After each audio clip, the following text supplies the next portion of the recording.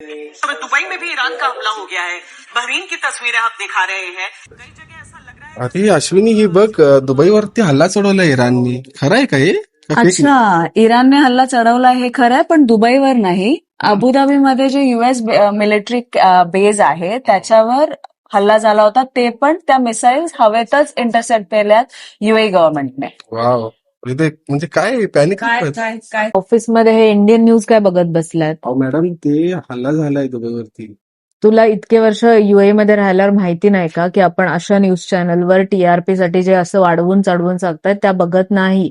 गव्हर्नमेंटच्या ऑफिशियल अलर्ट्सवरच विश्वास ठेवायचा आहे. पॅनिक करण्याचं काही कारण नाही. युए गव्हर्नमेंटने सांगितलेलं आहे, अटॅक झालेला आहे, पण UA is handling it very well.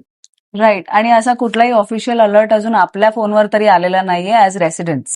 So जर तुमचेही फ्रेंड्स, रिलेटिव्ह, फॅमिली कोणीही युए मध्ये राहत असतील आणि त्यांनाही असे फेक व्हॉट्सअप फॉरवर्ड्स येत असतील तर प्लीज त्यांना ही रील शेअर करा आणि सांगा की फक्त गव्हर्नमेंटच्या ऑफिशियल अलर्ट्सवरच विश्वास ठेवा, ना की या फेक न्यूजवर. थँक्यू.